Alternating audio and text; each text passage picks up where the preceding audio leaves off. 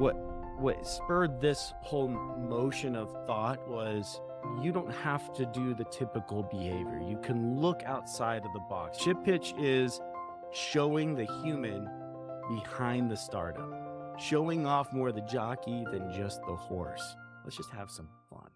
Let's be human for once and just see what happens.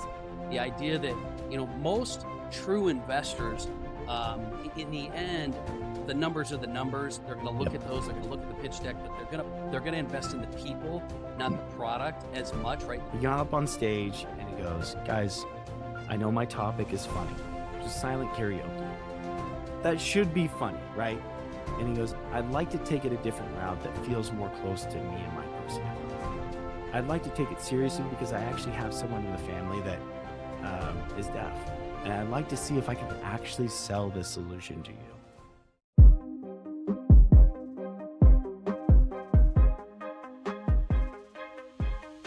All right, welcome back to Daily Mastermind. George Wright III with your daily dose of inspiration, motivation, and education.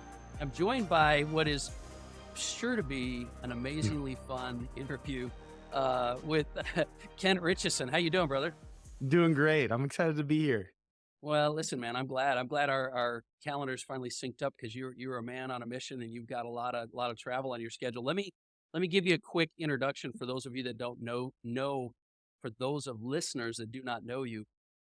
Kent's an entrepreneur, investor, connector. He's the founder and host of Shit Pitch, like as seen on CNBC, which is an investor-focused live pitch event. We'll get into that in a little bit here, but definitely a man of many talents, tons of skills. I've been really kind of getting to know him and his company a little bit here recently. So with that said, Kent, why don't you give us a little bit of an idea of where you come from? Because we got some cool stuff to cover here today for entrepreneurs and business owners. But what's your background, man? Give us a little bit of the leading up to behind the scenes of how you grew up.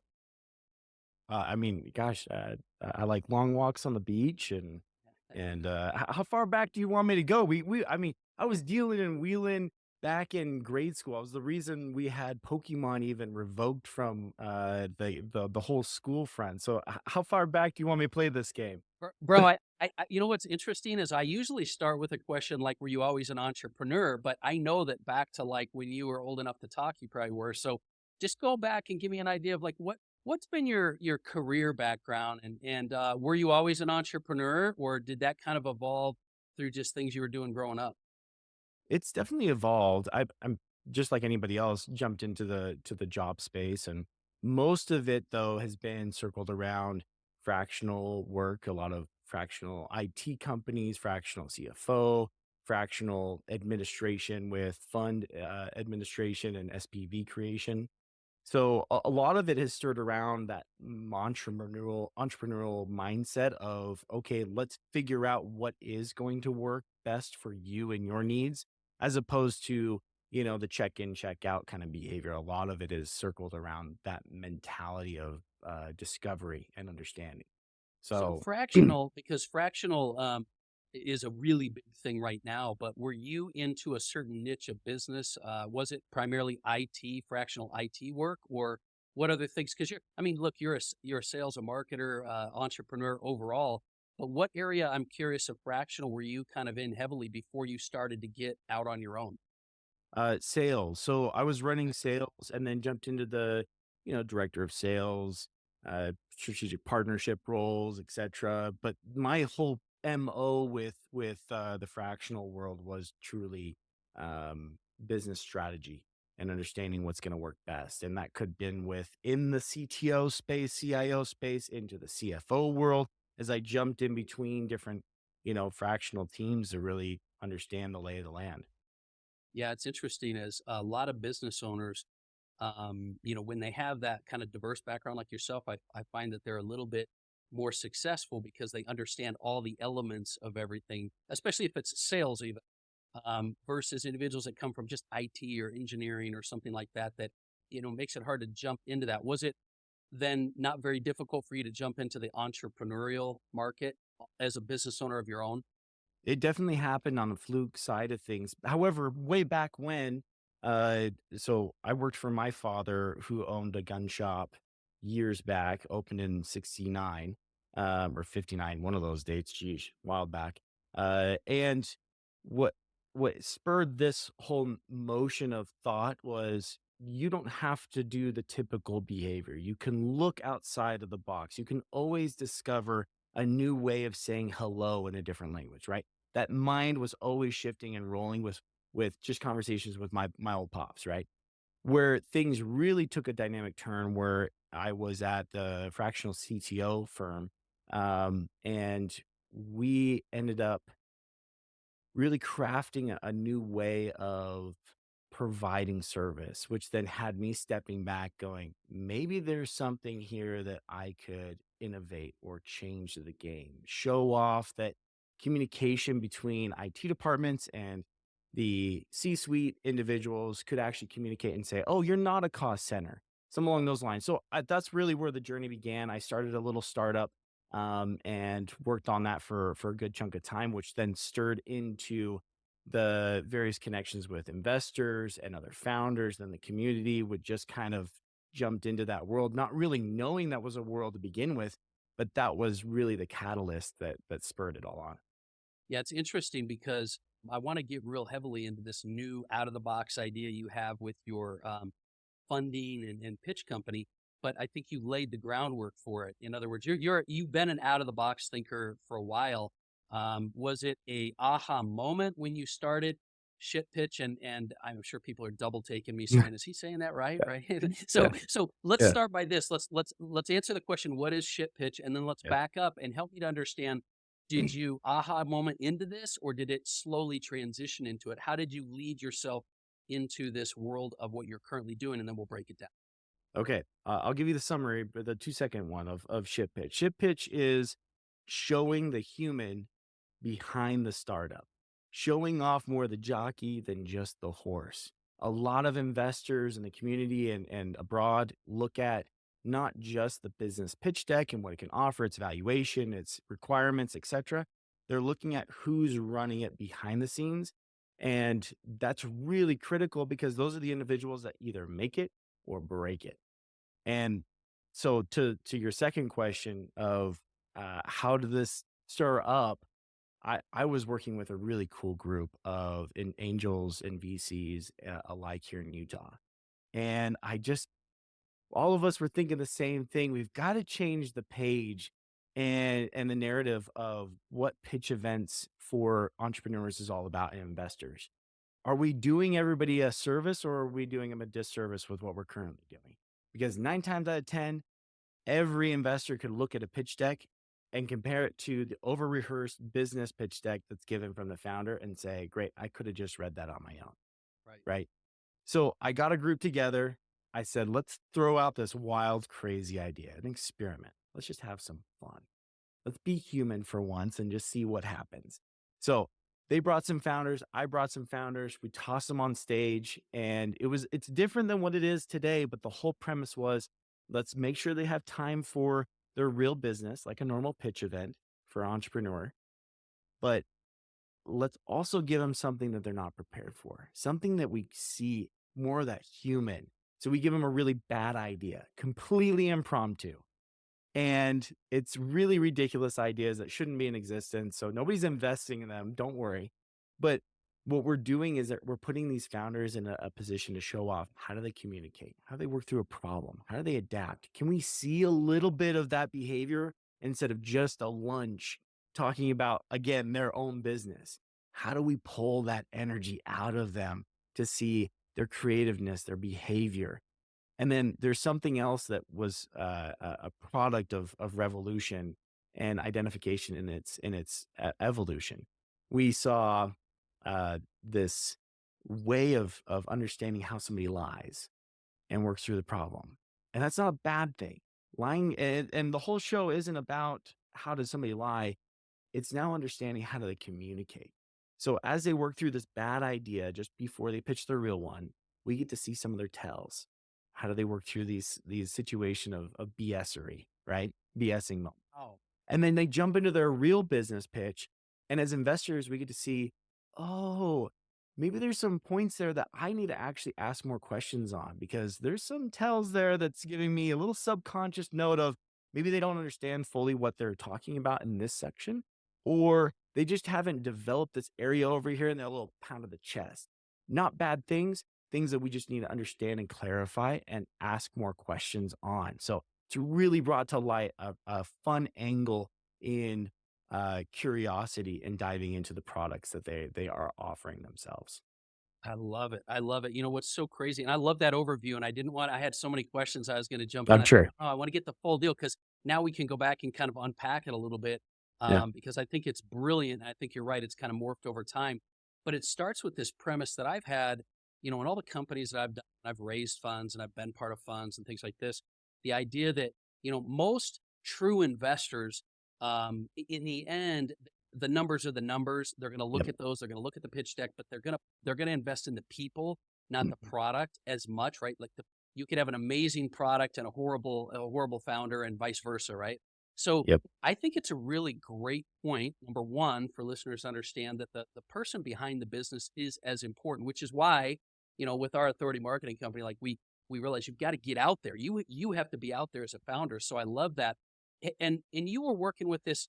What made the transition from, because I love see the people, and especially today with AI, to see them in their true nature, not just around their pitch, but something totally different. What made you, what was the point that you decided, ooh, let's throw their pitch out the window and do it? Was it just a fluke idea? Was it like, we got to just see these guys outside their rehearsed Shark Tank deal, or what? I think it came down to just like all the people on your board behind you. They've all gone through a systematic approach of personal branding or personal awareness, right? And a lot of times early founders don't get that shot. And so this was the thinking of how do we help these founders really show off them as human beings, and through just creative conversation and idea spitting with different investors, this really just kind of surfaces as an angle of possibility. Again, I came to everybody saying, let's do an experiment. I don't Yeah. know if this is going to work. Even to the founders, I was like, let's play a little game. But worst case scenario, all you've had is some more time in front of investors, and we've had a great time doing it and enjoyed this experience. Well, it's Um, genius because not only do you get to know the skills, because now you have to adapt to this new idea, yeah, but you're going to see the human side. And like you said, at the same time, get some idiosyncrasies, right, of their personality trait where, and we'll break that down as well. But what, um, what do you think? I mean, you know, there's on the fly elevator pitch. You're going to see the skill, you're going to see the talent, you're going to see that. What made you think I also want to see how they do it in a humor or lie or audible type of scenario, almost like an improv comedy kind of thing, yeah, right? What made you decide that? Because I do agree. I actually think the problem is even new founders that are branded or aren't branded. It's usually an orchestrated brand, so it's yeah. it's very polished for a lot of reasons, and so you're not only seeing it on the fly, like what's your true skill, but you're seeing how they adapt, and if they have a human side that is, humorous, if it's rigid, if it's like, oh, they're easy to lie This. or not. What is that? You know, So that right there, I've had extroverts get on stage that have been very serious. I've had introverts get on stage that have been comedic and just insanely funny. I'm not insanely funny. I leave the comedy to everybody else, but for those that is want it the to. But I pressure cooker? Is that oh, why? Is because 100%. And we're putting them into a comfortable spot. I mean, take this. Do you feel more comfortable as a human being being in a room watching someone be very serious, taking an impromptu idea that's a serious topic and trying to pitch it? Or do you have a more relaxed time when it's on a comedic tone? how do you bridge the gap? Because the bottom line is you're doing that, and I thought this was brilliant before they do their pitch, so Yes. that you get a little bit of an extra feel before. Um, do you feel that though they're kind of like, all right, I gotta maintain character a little because I'm gonna presenting my deal, or do you really what do you do to put them at ease so that you can get them to open up, knowing that they're going to be pitching afterwards? It's so tricky because everybody is so different, and I can't please them all, and I dictate prior to I dictate saying, "I can't dictate I can't tell you exactly how to lay this out. What we want to see is you as an authentic behavior. So I'm going to give you this topic. I'm not going to tell you how we want it or what we want, other than we're going to give you the chance to tell us how you think this should be presented. And what that does is it enables the individual to either show off their skills or look to the person next to them and say, "Oh, I want to try and mimic that." 9 times out of 10, when they do that action, they actually flop on their face and we all see it. And it's not a shit pitch is interesting on its name, but it's not a comedy roast, right? We're not Got roasting it. Got it. individuals because we do want to see opportunity. It shows us the human psyche and their processing behavior. We've had investors actually go up to founders that have been more in the COO mindset, Yeah. which is great. Not a problem with this, but are fulfilling the CEO role and have been offered the idea of, hey, keep going with this, but would you like to look at these other options that might be really intriguing to you as a personality trait, more in a COO fashion? So again, we're looking at human beings, not so much just the business structure and what it is that they're doing. We're trying to understand, how do we really make an effective economy and progress this behavior of progress, right? What made you decide, and I wanted you to kind of explain a little where you said where we can see them lie or make up Mhm. an angle. What do you mean by that? Like, what do you actually do? You have them purposely say false things about something, or what did you mean by that? And why did you choose that specific aspect? I'll give you an example. We had one founder get on stage who literally changed the dynamic. It was one of the CNBC filmings. He got up on stage and he goes, "Guys, I know my topic is funny. It was silent karaoke. That should be funny, right?" And he goes, "I'd like to take it a different route that feels more close to me and my personality.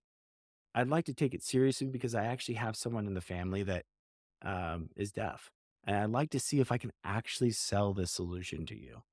And then he presented his solution and it delivered. It had me tearing up in a couple points, and I looked over. There was genuinely tears in the audience for the way in which he carried himself to the tone that he felt was best. Now, obviously, there was lies to your question. How's the lying involved? There was lies and thought of, half truths or etc. that he put in there in order to sell this fake solution, but it was all coming through on a sincere tone of how he communicates. How does he work through that decision or direction in order to really try and invoke emotion and storytelling through it, to try and pull in investors to Got it. look and see him? It's crazy because it's a skill and talent, adaptability, humor, human side. I love all that. Yeah. What type of founder? Because look, you've got both sides of it, and I want to Mm. hit the investor side as well. But you've got all these founders that are, participating in your events and things worldwide. What kind of makeup do you find? And have you seen any common skills for successful founders that are raising money? Is it generally entrepreneurial people? Because a lot of founders might be, a designer, an inventor, a Yeah. technician, an engineer trying to start a business, and they just don't, they're not a CEO, right? Right. Founders for you are defined as kind of anybody with an idea that's trying to get funding to start a business, right? And what have you found? Right. What have you seen? I'd say there's diamonds in the rough. There are people out there that, first time founders, I mean, that can come in the scene and really take ownership over an investor conversation and pull an investor through story and slash the project or product itself, right? There's that. But for most everyone else, there's a time and place. And my philosophy is most early stage founders should not be looking for direct investment, not because you're a service provider or et cetera, but because you do maybe have something that is fantastic. But there's a period of vetting and validation that is so critical for A, retaining your own equity in its process, and B, jumping the gun too fast in investment opportunity can be really tricky where you're putting too much energy into something that isn't ready yet. You don't have your LOIs, you don't have customer base, you don't have validation in its process, which really puts a pain on the company and potential and growth potential. where I put individuals on stage are more in the seed and series A so that we can say, okay, we have something that's revenue generating, unless it's life science or med tech. Usually those take a little bit longer to generate revenue. But companies that are revenue generating that we can go, okay, we understand that this is at least working.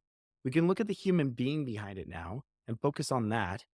And then for everyone else, please take understanding, look at this as an example. We have as early as pre-seed come up, so long as they have momentum and drive on their company itself. Again, we're showing off. You asked the question, what it was that was most common. It's all action driven, all of Got it. it. I've had founders that have been action driven, but maybe not to the fullest success as other founders, but we're not comparing necessarily, shouldn't be on most of those terms because every company is very different. But the actions, if you can show that, hey, we've made this kind of traction or we've done these kinds of experiences or experiments, then we can show off more of the potential of what X is. Those are the ones that 9 times out of 10 make an investment opportunity real. Gotcha. So it's not always, I was going to ask you, what have you found are the most common characteristics of people who should be at that point? And, maybe some of them are pre-rev, maybe, Yeah. some of them aren't, but they're proof of concept that moved. They got some type of action that they've done. So, okay, cool. What about, and this might be a great opportunity to explain just from your experience for founders or business owners, kind of what have you found is the real difference that they need to take into consideration when they're selling their product, building their company versus pitching an investor? Because pitching an investor, and where you're saying it is about the person versus these guys that maybe they just love their product. They can sell their product to anyone. They have a vision for their company. Yeah. But pitching an investor is different. What are the key things that you think are more important for pitching an investor? On a personality level or business level? What Just overall, like which pitch, this is for a lot of people are thinking, I need to raise some money. I've got some revenue. I want to go out and get an investor. But you can't just go sell your product. Like that's not gonna necessarily get investment in your business. Is there anything in particular you feel is cool for doing ideal pitch to an investor specific? It's gonna come down to some real easy fundamentals, but it's always coming back on how you'll tell that. So story is key. Mm, If there's not a leveraging story or purpose behind it, there's no reason to be doing it. Meaning there's no audience to give and take, right? Got to have a relationship. If there's nothing there, then move on. If you don't know what it is that you need on a team level or who you pulled in, that's a hiccup. You need to know, okay, these are the types of people we need on our team. These are the brands we need to be associated with us. We've had I've had companies even associated with competition brands in their portfolio stack saying, hey, we've got this founder or ex founder from this brand over here, but the company's still running as a competitor. And investors might look at that going, okay, are we creating something that is competitive? Are we working with them? Are we not? Like, how does that really benefit us? So, intent of who you're tethering to is really key. Team is everything, people. And then following that is knowing exactly what you're going to be leveraging your cash for as an investment model. Investors ultimately have to know what it is that is going to be exiting out of their wallets and how they'll get it use the back. phone, yeah. Yep. So you don't have to have everything perfect, but you do need to know the intent and the purpose behind that cash, whether in revenue or in investment requirements. That's a So great insight because I think preparation is key. It's like you got to, a lot of founders have a vision and they've got some cool success of some kind. I try to pitch somebody. I hope they, but to have stories, to know what you're lacking, what team or growth or things you need, and then how you're going to use your funds. Those are very important, which are not the typical things you need while you're growing your business, saying right. to other people, but to an investor you do. I'm curious, what is, maybe one of some of the craziest pitches that you've had Mm. happen? Like, do you have any, kind of interesting stories that have happened on your stage? And I will note, you do a phenomenal job of entertainment slash balancing that with real value for startup founders and investors, which has got to be a difficult thing to do to have both. It's so tricky because you got founders that are, after they're done with their fake one, they've gotta switch the mind into the real. But I've had it's been about a split. Some can do it really effectively and others, struggle. The ones that do it really effectively are the ones coming to me saying, "Gosh, I've never felt so relaxed to then give, my real pitch because this was just weird and Break the funky," ice. right? Yeah. So, but ultimately the funniest or I'd say the most entertaining was, pigeon messaging. I had somebody that, that and the inflatable arms, that was good too. I'll talk about both. The pigeon messaging was good because the gentleman came to the table with, this thought of secure information. Instead of just sending pigeon messages, right? Messages on pigeons, it was, "How do I encrypt or have more secure data transfer?" And this was his solution to that topic. Again, all we gave him was pigeon messaging. It's their decision to decide how do they, convey a product or a solution to that topic. That's it. We literally don't dictate anything else. So he's coming to the table giving us stats on how pigeons perform, success rates on delivery, reproduction behavior, Oh how my God. fast they'll reproduce a pigeon, and we can get them back up and running, and the security of the messages and how they'll get from point A to point B if something's shot down, what that looks like. The guy just went through some fantastic processes, and after all of it was done, the Q&A portion, because we'll do Q&A after each, Yeah. the bad and the real, was fascinating. People were coming to the table with just great questions, and he was just having a blast. You could tell What the was his? Do you engagement. remember what his actual product was? He then pitched after that. Like, what was he It's actually within the banking and financial, Oh, world wow. and dealing with, Curious. encrypted information. So it was kind of interesting to see that correlation between Oh, his own product and this pigeon messaging. I love it. So, That's hilarious. yeah. That's awesome. What about the inflatable arms? We In don't have enough time. Like, inflatable arms, I was expecting a little bit different. I never know what's gonna happen with these topics because most of them come from the audience from that given area because I do these all over the world. Um, most I have everyone signing up saying, "Hey, here's a bad idea that they'd like to put into the ring," right? We'll take those bad ideas and we'll put them on the spinner.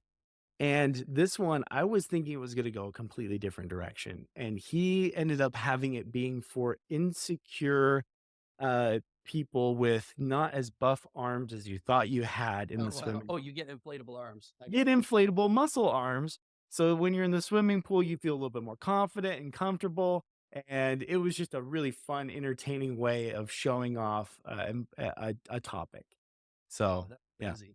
yeah. Well, it's funny because I think you're right in the sense you could say entertainment, humor, whatever, but I think people learn in those settings. I think you break the ice. It's like when you're, whether you're hiring employees, looking for funds or whatever, if you can get past the facade, Yeah. and this is why, as entrepreneurs, business owners, we all need to, know how to adapt and especially with the AI days and everything, everything so perfect and polished and everything like that.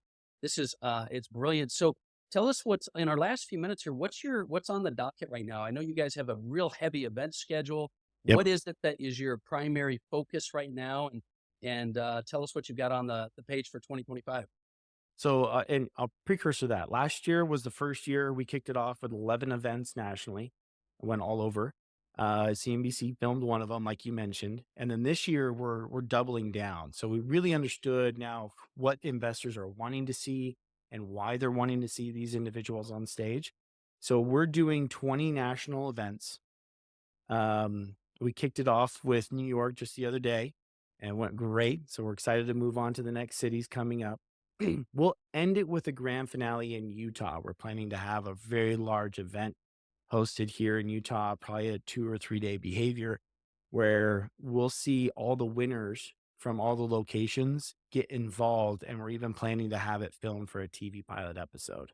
Oh wow. So that won't be aired as it's going to be shipped off to different studios and networks in order to see which one could fly. But It'll be the whole process is getting exposure, getting involvement on a national basis. So we'll get everybody involved, all the investor judges from all over.